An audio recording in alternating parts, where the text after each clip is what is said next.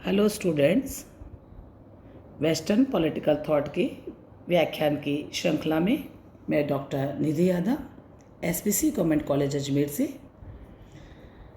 BA part third के विद्यार्थियों के लिए एक नए टॉपिक पर चर्चा के लिए उपस्थित हूँ। जैसा कि बच्चों आप सभी को विदित है, लास्ट क्लास में हमने जर्मी बेंथम पे चर्चा करी थी और उसी के आगे उन्हीं के शिष्य जॉन स्टुअर्ट मिल, जिन्हें हम जेएस मिल के नाम से जानते हैं, उन पे चर्चा प्रारंभ करेंगे। आज की क्लास में हम उनके लाइफ हिस्ट्री पर या उनके जो उन्होंने जो कृतियाँ लिखी हैं उनके बारे में एक शुरुआती चर्चा हम आज की क्लास में करेंगे। जॉन स्टुअर्ट मिल उपयोगितावाद के अंतिम समर्थक के रूप में जाने जाते हैं। उन्होंने उपयोगितावादी दर्शन को एक नई दिशा प्रदान की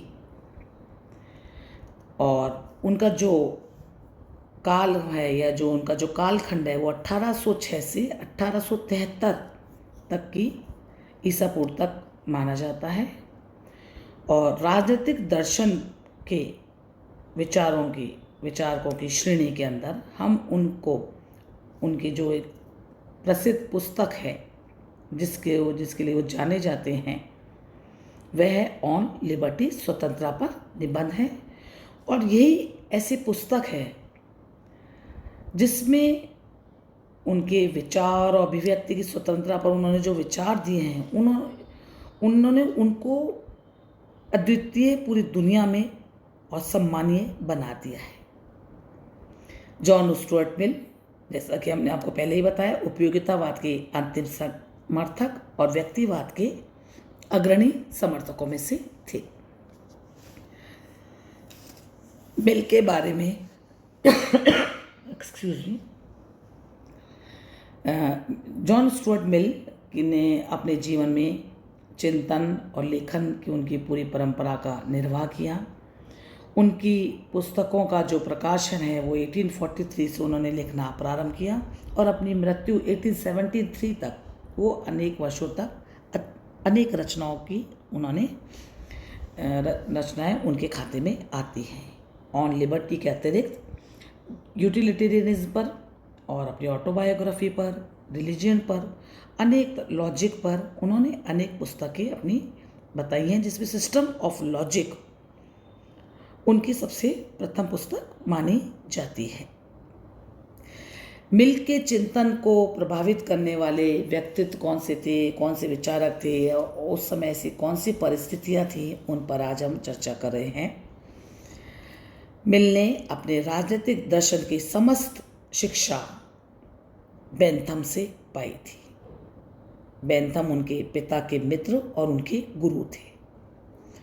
और बेंथम के उपयोगितावादी विचारों से अभिभूत होकर ही एक बार मिल ने कहा था कि मुझे उपयोगितावाद में एक धर्म, एक दर्शन और एक विश्वास मिला है। और बेंथम ने के जो भी विचार थे उसके बारे में मिल ने बहुत अध्ययन किया और अपने जीवन के जब उनका अंतिम पड़ाव या हम कहें मध्यकाल लाइफ था तो उन्होंने जो उनका गुरु था बेंथम के, जिनके विचारों से प्रभावित थे, उनके विचारों में ही संशोधन करके उपयोगितावाद पर अपने नए विचार प्रकट किए हैं। जेएस मिल ने, हमने जैसा आपको बता रहे हैं कि राजनीतिक दर्शन की शिक्षा बेंथम से प्राप्त की है। और मिल जब एक बालक के रूप में बेंथम से मिले तो बेंथम के से उनका परिचय कराते उनके पिता ने एक बात कही थी कि यह बालक आगे बड़ा होकर आपके विचारों को आगे बढ़ाएगा। और यही बात आगे बिल्कुल सही सिद्ध हुई, क्योंकि मिल बेंथम के उपयोगितावादी सिद्धांत के अनुयायी बन गए और उन्होंने मान लिया था कि उपयोगितावाद में ही उनका समस्त चिंतन व्याप्त है। और अपनी शुरुआती चिंतन में वो बेंथमवादी के रूप में ही अपने अध्ययन को प्रारंभ करते हैं और धीरे धीरे जब वो बेंथम के विचारों के साथ में अपने विचारों को मिलाते हैं, लेकिन धीरे धीरे अपने तर्क बुद्धि के आधार पर उनमें एक परंपरावाद के वो समर्थक नहीं रह सके और वो एक संशोधक के रूप में हमारे सामने आते हैं। जेएस मिल ने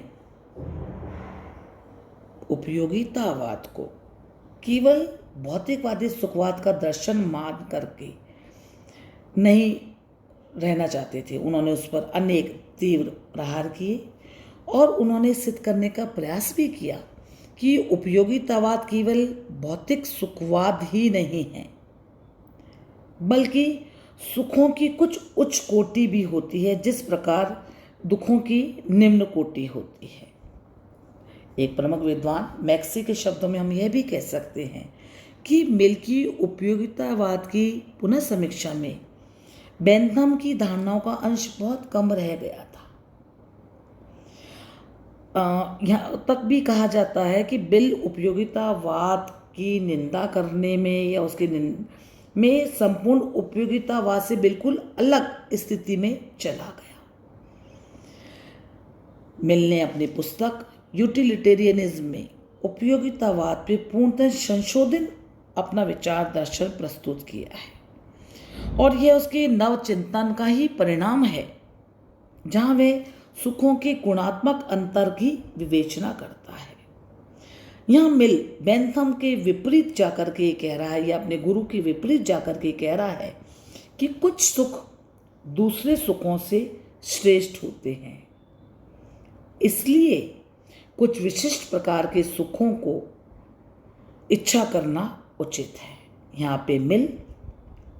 अपने गुरु से एक कदम आगे बढ़ के, या मैं कहूँ काफ़ी आगे बढ़ करके नैतिक सुखों की भी बात करता है, क्योंकि बेंथम मात्र भौतिक सुखों की बात करते हैं, वहाँ मिल आगे बढ़ के नैतिक सुखों पर भी बल देते हैं। मिल का ये मानना था कि इस तथ्य को स्वीकार करना उपयोगितावाद के अनुरूप है कि अन्य सुखों की अपेक्षा कुछ सुख अधिक वांछनीय और अधिक महत्वपूर्ण होते हैं। तो मिल ने अपने उपयोगितावादी सिद्धांतों में संशोधन करे, यानी कि उन्होंने उसके मूल दर्शन में ही आधारभूत परिवर्तन कर दिया, जब उन्होंने कहा कि मात्र सुखों के मूल्यांकन के आधार पे ही हम उसको नहीं मान सकते, बल्कि सुखों का एक नैतिक पक्ष भी होता है, एक दूसरा पक्ष भी होता है, हमको उनको जानना चाहिए। इस संबंध में प्रोफेसर आशीर्वादम ने अपनी पुस्तक में लिखा है कि मिल ने बेंथम की कठोर नैतिक मान्यताओं को सॉफ्टन करा है और ऐसा करके उसने उपयोगितावाद को और अधिक मानवीय बनाया है, बहुत दृढ़ बनाया है, क्योंकि मिल बेंथम के उपयोगितावादी विचारों पर बहुत आगे बढ़ता है और आगे बढ़ के वो जब चेंजेस कर रहा है उनके अंदर, उनकी बातों को करके देख रहा है, जब वो ये कह रहा है कि सुखों में मात्राओं के आधार पर ही हमको नहीं देखना है, बल्कि सुखों के बारे में वो उसके गुणात्मक बात कर रहा है, या वो ये बात कह रहा है कि सुखों को मात्र मापा ही नहीं जा सकता, क्योंकि बेंथम कहता है कि सुखों की मात्रा को मापा जा सकता है। तो हम ये देखते हैं कि जब बेंथम के विचारों की जब वह मीमांसा कर रहा है, जब वो उनको बात को कर रहा है, वो तो डिफरेंट तरीके से वो उन बातों के बारे में अपनी बात को प्रस्तुत कर पा रहा है। मिल की अध्ययन पद्धति पर हम चाहे या हम देखें कि उसकी अध्ययन पद्धति किस प्रकार थी, तो उसकी जो पुस्तक है वहाँ वह जो उसकी लॉजिक किताब की जब हम जिक्र करते हैं तो वैज्ञानिक पद्धति का अनुसरण करता हुआ हमको दिखाई देता है।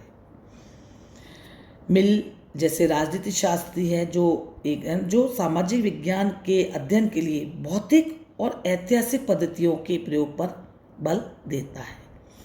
उसकी भौतिक पद्धति में निगमनात्मक और आगमनात्मक दोनों पद्धतियों का मिश्रण दिखाई देता है। तो हम ये कह सकते हैं कि बेंथम ने सामाजिक विज्ञान में आगमनात्मक और निगमनात्मक दोनों पद्धतियों पर बल दिया है। आज की क्लास में हम आपको यह बता पाए हैं कि मिल बेंथम से किस प्रकार से अलग था और अपने गुरु का फॉलोअर होते हुए भी उनका उसके विचारों का अच्छा प्रवर्तक या प्रचारक होते हुए भी वो धीरे धीरे अपनी तर्क बुद्धि के आधार पर, जब उसने अपनी छठी पुस्तक लॉजिक लिखी है, तब वो उपयोगितावाद पर कड़े प्रहार करता है और उसकी मीमांसा और उसकी समीक्षा करते हुए वो उसमें मूलभूत परिवर्तन की बात करता है। ये मूलभूत परिवर्तन क्या है, इन पर हम आगे की क्लास के अंदर चर्चा करेंगे बच्चों। धन्यवाद।